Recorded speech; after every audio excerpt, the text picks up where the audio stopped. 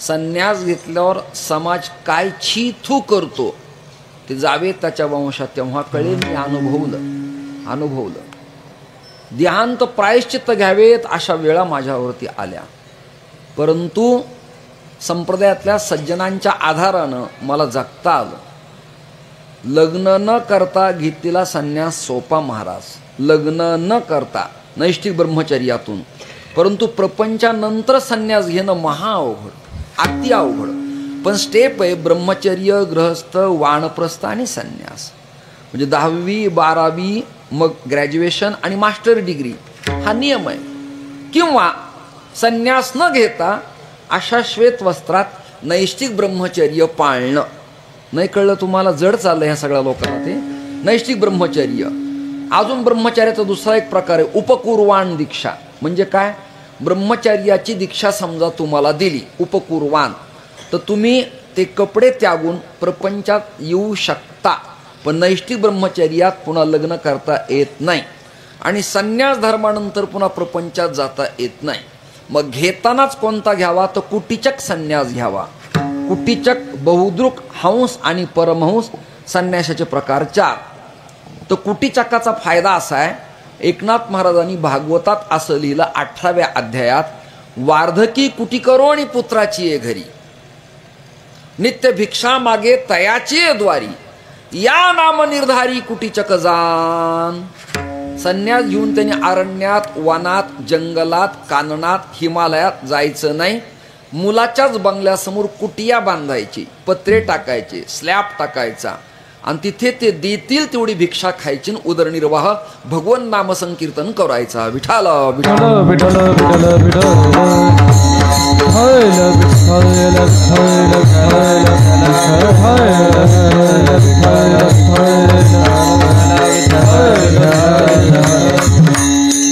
विठ्ठलपंतांच्या काळात प्रपंचात येणं आणि प्रपंचात संतती होणं हा प्रकार विडंबना, विटंबना आणि त्रास देणारा ठरला.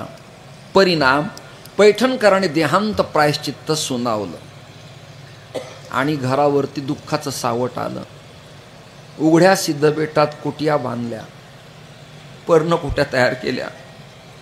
त्या काळात वाहणारं काळक भिन्न पाणी, रातकिडे, श्वापद, कल्पना करा.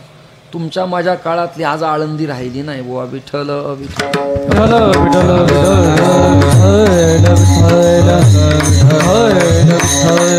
आता पोरांना राहायला खोल्या, त्यांना कॉट, त्यांना संडास बाथरूम, त्यांना डेटॉल, त्यांना बेडशीट.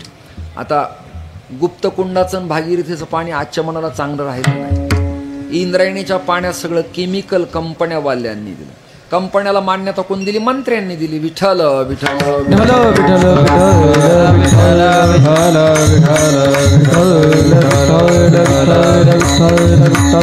महाराष्ट्र शासनाने यावर कठोर कारवाईने ऍक्ट केला पाहिजे.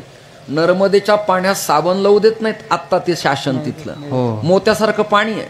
प्रयागच्या कुंभमेळ्याला गेलो मी मेळ्याला, तर कॅरी बॅग कचरा पडला तो उचलायला स्वयंसेवक आहेत आणि यूज अँड थ्रूचे हजारो संडास बाथरूम बांधलेले आहे आणि टेम्पररी केलेल्या खोल्या तुम्हा श्रीमंत लोकांच्या PUP बंगल्यासारख्या. मानावं लागेल का नाही त्यांना? काल मी त्यांचा प्रचारक नाही बरं का, आणि पक्षाचा नाही, पण ज्याचं जे चांगलं काम आहे त्याला वंदन केलं पाहिजे. आज इंद्रायणीचं पाणी चांगलं राहिलं नाही, अतिशय अस्वच्छ. आचमन करावं, डोळ्याला लावावं, प्यावं असं नाही. उलट ते अंगावर घेतलं तर अंगाला फोडं येतात, इन्फेक्शन होतं. कुठल्या स्किन स्पेशालिस्ट डॉक्टरला ते नीट करता येत नाही. यावर शासनानं प्रतिबंध घालावा, म्हणजे येणाऱ्या लाखो भाविकांचं कल्याण होईल. विठ्ठल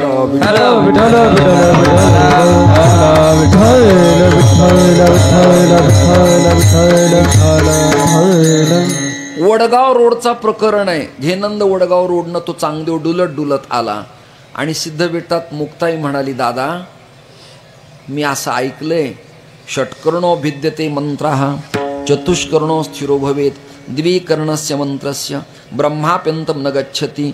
वार्ता कानावरती आली आहे की वाघावर बसून चांगदेव आलाय म्हणे. आपण काय करायचं? माऊली म्हणाली, अगं आपल्याकडं प्रमाण असेत, नको खेद करू कोणत्या गोष्टीचा, पतिलक्ष्मीचा जाणत असे. हरीच्या सत्ते एवढी सत्ता जगात कोणाचीच मोठी नाही. तुला यायचंय ना, चल माझ्याबरोबर. सोपान काका, माऊली आणि आदिशक्ती चित्काला ब्रह्ममुक्ताई. मुक्ताईचा अधिकार काही लहान नाही बरं का, फार मोठा आहे. मुक्तपणे मुक्त श्रेष्ठपणे श्रेष्ठ, मुक्तपणे मुक्त श्रेष्ठपणे श्रेष्ठपणे मुक्त श्रेष्ठपणे श्रेष्ठ, मुक्तपणे मुक्त श्रेष्ठपणे सर्वत्रावरिष्ठ मुक्ताबाई, सर्वत्रावरिष्ठ मुक्ताबाई, सर्वत्रावरिष्ठ मुक्ताबाई.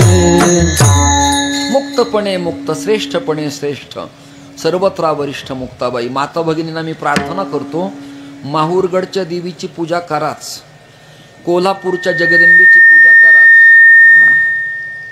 तुळजापूरची देवीची पूजा कराच, सप्तशृंगीची पूजा कराच, परंतु तिच्याच लेव्हलला आदिशक्ती मुक्ताईंच्या चरणपादुकान फोटो मानला तर वारकरी संप्रदायात तुमचा गुणगौरव झाल्याशिवाय राहणार नाही, एवढा अधिकार.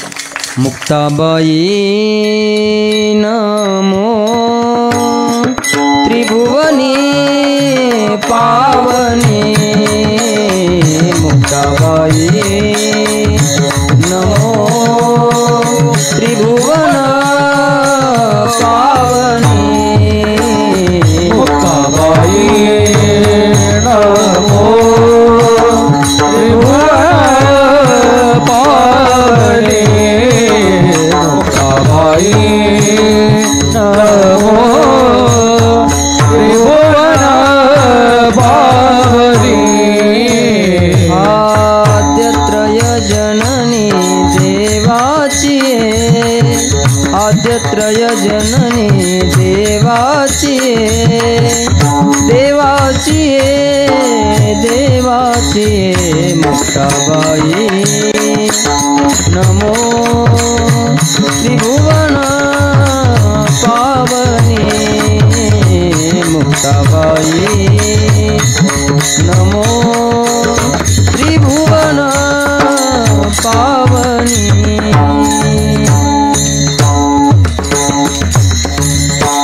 आद्यत्रय जननी जन्मदाती उद्गाती प्रसवणारी स्तनपान करणारी असा तिचा अधिकार आहे.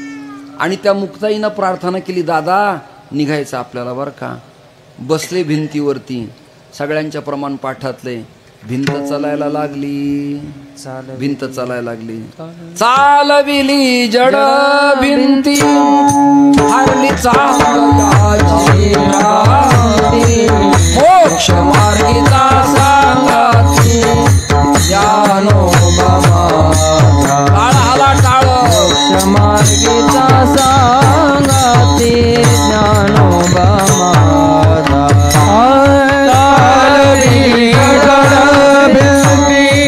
हरली सांगयाची भ्रांती, मोक्ष मार्गीचा सांगती ज्ञानोबा माझा, मोक्ष मार्गीचा सांगती ज्ञानोबा माझा.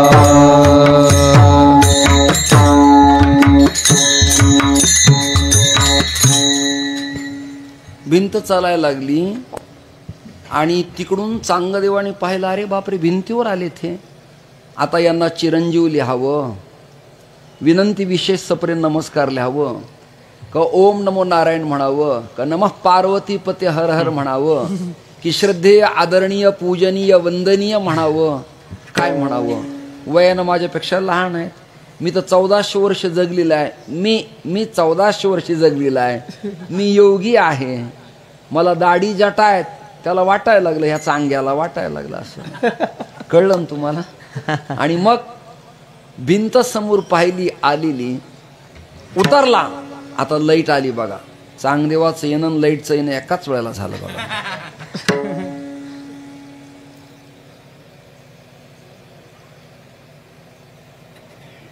हे त्यांचा दोष नाही, आयोजकांनी म्हटलं पाहिजे की जनरेटर लांब ठेवा, त्यांना काय वाजवायचं आणि जायचं.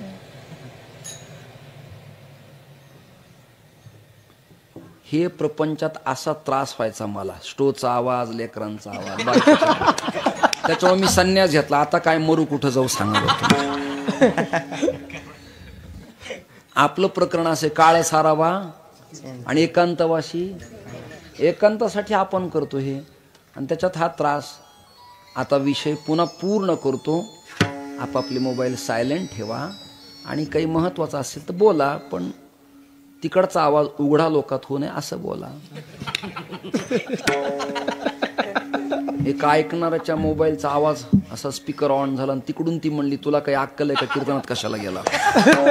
मला घाम फुटला. विठ्ठल विठ्ठल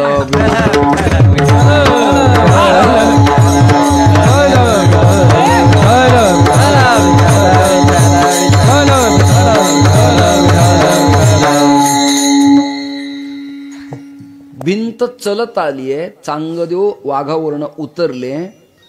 कोरा कागद घेतला. कोणता कागद घेतला? कोरा कागद. आणि दिला स्वाधीन करून. काय लिहिणार? लिहिणार काय?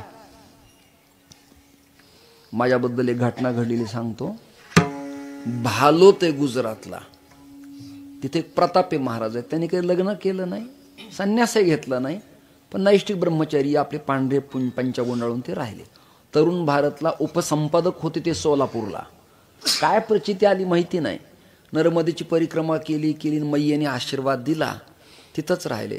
स्नान करताना त्यांना दत्ताची मूर्ती हाताला लागली. ती मूर्तीची प्राणप्रतिष्ठा केली. भालोतला मोठा दत्तमठ बांधला. आपले नर्मदावासी गेले की प्रेमाने जीव घालतात. ते आमटी पोळी काय करून खाऊ घालतात. ते माझ्याकडे दत्तधामला नाशिकला आले. नाशिकला दत्तधाम फार मोठं झालंय आता. गेलो मी आपल्या अनुष्ठानाला गेलो होतो. 8 दिवस स्नान करावं, पूजा करावी, जप करावा. आपला कीर्तनात एकांत मिळत नाही. कीर्तनात हे मिळते पण सुख मिळत नाही. मग गेलो तिथे मी 8 दिवस. कीर्तन बंद, मोबाईल बंद. पण त्यांना कळलं की मी तिथे आहे. ते आले आणि ते मला म्हणाले, धनकवडीचे शंकर बाबा आहेत पुण्यात स्वारगेट वगैरे प्रभागात, तर तुम्ही त्यांच्यावर एक लेख लिहा. मी म्हणलं, ते स्वामी समर्थाचे शिष्य आहेत, त्यांचा अधिकार मोठा आहे. अशा सत्पुरुषाबद्दल मी काय लिहू? तुर्यातीत, अवधूत आणि आवल्याबद्दल आपण काय लिहायचे?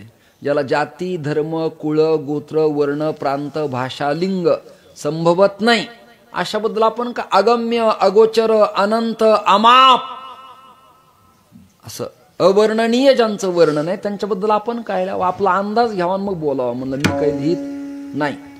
तुम्हाला क्षमा मागतो, काही मोठेपणा सांगत नाही. 2:45 मला जाग आली बघा. 2:45 आणि गोदावरीच्या काठावर बसून पेन कागद घेऊन बसलो. पण लिहावं काय? काय लिहावं त्यांच्याबद्दल? तर पहिला श्लोक मला आठवला. अंतापुरी जन्म झाला जयाचा, प्रत्यक्ष अवतार श्री शंकराचा, जयाची लीला वर्णिता प्रेम वाटे, तयाच्या दर्शने माझा आनंद वाटे. हा श्लोक माझ्या मुखातून निघाला, लिहिला, स्वयंरचित, आणि 8 श्लोकाचा अष्टक झालं. मुद्दा एवढाच आहे, मोठ्याबद्दल लिहिताना 4दा विचार करावा. ज्ञानोबारायाबद्दल चांगदेवराय काय लिहिणार आहेत? माणसं जगवणं, जाग करणं काय मोठं काम आहे काय? हे नाही. आता ही बॉडी जाता जाता डॉक्टर कधी कधी रिस्पेक्ट जर बॉडीने दिला तर जगवतात ना 4-6 महिने, 2 महिने. कळलं का? पण ज्ञानोबारायांच्या पुढे चॅलेंज करणं अशक्य होतं. कोरा कागद घेतला आणि हातात दिला. मुक्ताई लागली हसायला. एवढा लवाजमा घेऊन आलाय. मला वाटलं काही 2 अक्षरं लिहिल, आशीर्वादाचे का असेनात, वयाने मोठा आहे, पण काही लिहिलं नाही. ज्ञानोबाराय म्हणाले, अगं मुक्ते, तो अजून कोरा करीत आहे. नाही कळलं तुम्हाला?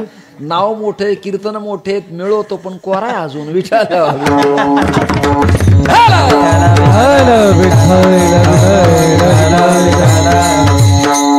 सोपान काकाने विचारलं, माऊली कोरा का? ते म्हणले, चिडीबिडीपेक्षा कोरं परवडलं. नाही कळलं तुम्हाला? काहीतरी खरडण्यापेक्षा कोरं परवडलं. कोऱ्यावर काही लिहिता येतं म्हणून. स्वस्ती श्री वटेषु जो लपोणी जगदा भासू, दावी मग ग्रासू प्रगटला करी. 65 ओव्याचा अभंग ग्रंथ प्रबंध लिहिला. त्याचं नाव चांगदेव 65. आणि मग त्याच्या अनेक वर्ष जगण्याचा, तपश्चेचा, साधनेचा अहंकार गळून पडला. कोणाचा? चांगदेवाचा. त्याच्या लक्षात आलं, नम्र झाला भूता आपला माज चांगला नाही, आपली श्रीमंती चांगली नाही, आपलं देखणं चांगलं नाही, आपली तपश्चर्या कामाची नाही. इथं साधनेपेक्षा उपासनेला महत्व आहे, भक्तीला महत्व आहे. जगद्गुरु तुकोबाराने सगळे प्रकरण माहिती होते. ते म्हणाले, काय म्हणाले? अहंकार तो नासा भेद, अहंकार तो नासा भेद, नासा भेद,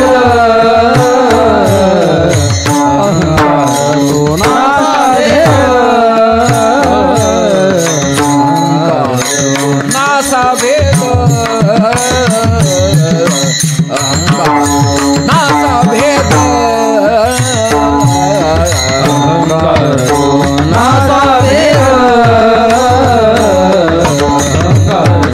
नासा भेद, जगी निंद ओवळा, जगी निंद ओवळा, जगी निंद ओवळा,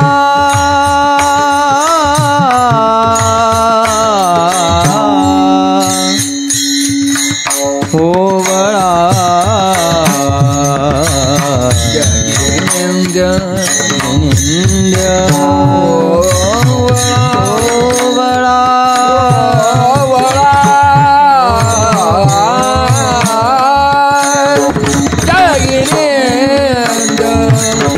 म्हणा म्हणा सगळे म्हणा. नाथळे धन्य झाला, धन्य झाला, धन्य यासी, धन्य यासी.